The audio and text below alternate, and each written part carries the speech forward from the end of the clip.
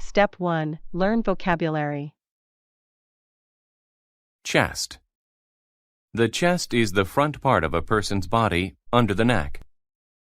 The water in the lake was as high as my chest. Confidence. If you have confidence about something, you are sure of it.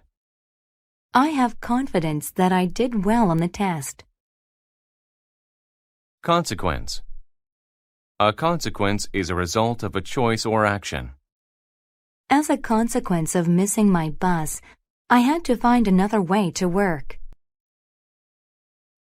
Disaster. A disaster is a really bad thing that happens. When the car crashed, it was a disaster. Disturb. To disturb someone means to upset them. The loud noise disturbed me while I was working. Estimate. To estimate something means to make a guess about it. The boy estimated that he was 1 meter tall. Honor. When you honor people or things, you show respect for them.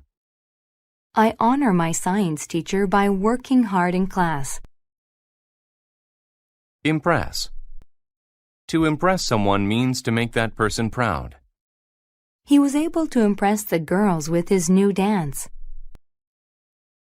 Marathon. A marathon is a very long foot race, just over 42 kilometers. I ran a marathon and now my legs are tired. Narrow. When something is narrow, it is very thin. The bridge is too narrow for a car to drive over. Pale. When something is pale, it does not have a bright color. The girl's skin was very pale. Rough. When something is rough, it is not even or smooth. The rough ground hurt my feet. Satisfy. To satisfy someone means to make them happy. It will satisfy my teacher if I finish all my homework. Scream. To scream means to make a loud noise with your mouth. The girl saw a spider and screamed. Sensitive. When someone or something is sensitive, they are easily hurt. My teeth are sensitive to cold things. Shade. The shade is a dark area that something makes when it blocks the sun. It was hot outside, so the boy sat in the shade of a tree. Supplement. To supplement something is to add something else to it in a good way. He supplements his diet with fresh fruits. Terror. When someone feels terror, they are scared. I felt a sense of terror when the tiger chased me. Threat. A threat is something bad that might happen. Due to the dark clouds, there was a threat of a bad storm. Victim. A victim is a person that had something bad happen to them. I was a victim of a robbery. Step 2. Listen to the story without subtitles. The deer and his image. A deer told himself every day, "I am the most handsome deer in the forest. My large chest is a symbol of my power, and my beautiful horns impress other animals." But he did not like his legs and hooves. "My legs are narrow, and my hooves are ugly. They do not satisfy me." One day, the deer saw a big dog. The deer made some noise and disturbed the dog. The dog woke up and chased him. The deer felt terror. He screamed. He did not want to be a victim, so he ran into the forest.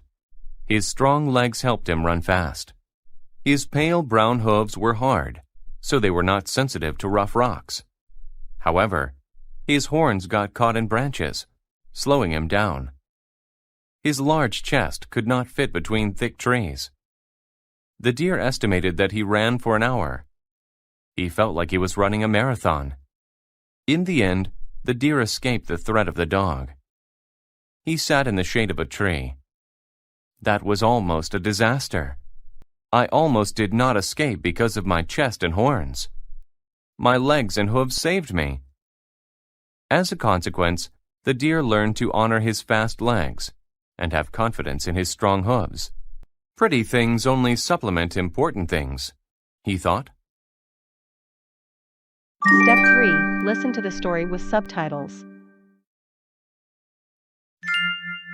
The Deer and His Image. A deer told himself every day, "I am the most handsome deer in the forest.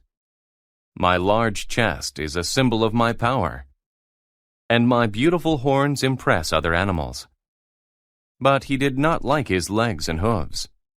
"My legs are narrow, and my hooves are ugly. They do not satisfy me." One day, the deer saw a big dog. The deer made some noise and disturbed the dog. The dog woke up and chased him. The deer felt terror. He screamed. He did not want to be a victim, so he ran into the forest.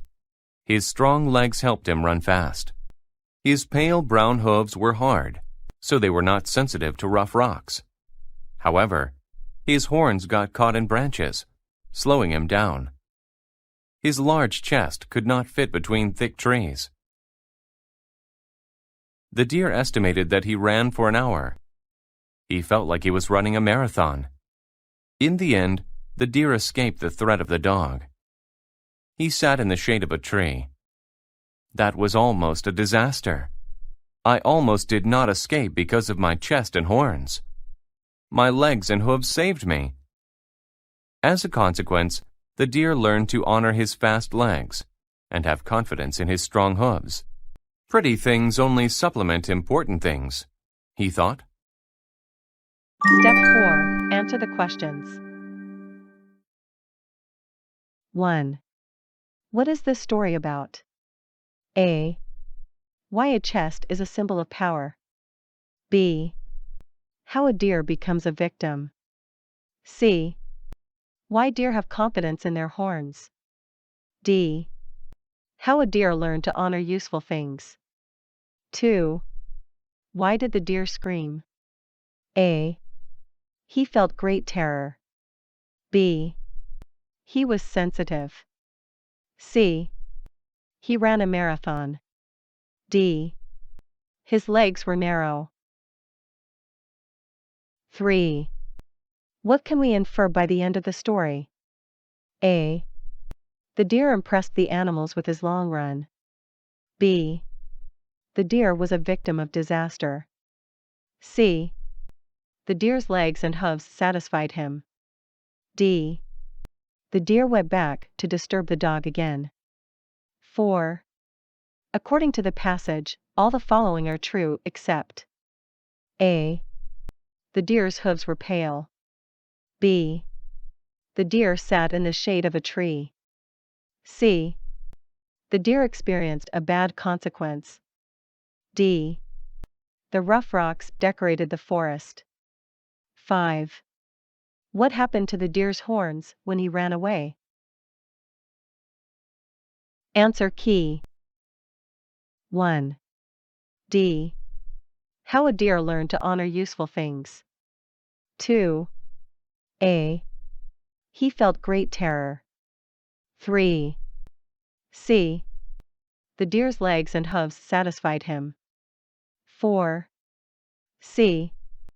The deer experienced a bad consequence. 5. They kept getting caught in trees.